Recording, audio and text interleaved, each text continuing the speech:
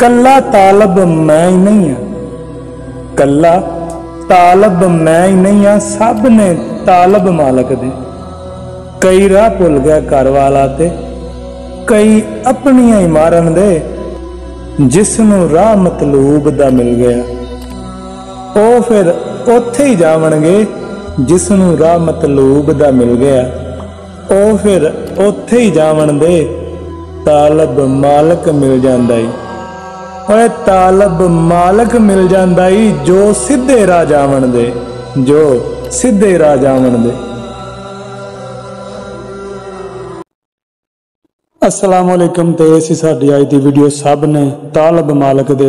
इस तरह की पंजाबी पोएट्री सुनने के वास्ते साडे चैनल तालब पंजाब नूं सबसक्राइब करो तो बैल आइकन नूं प्रेस करो, ताकि हर आने वाली वीडियो तुहाडे तक पहुंचती रहे। इस दे नाल ही नवीं वीडियो दे नाल फिर मिलांगे। अल्लाह हाफिज़।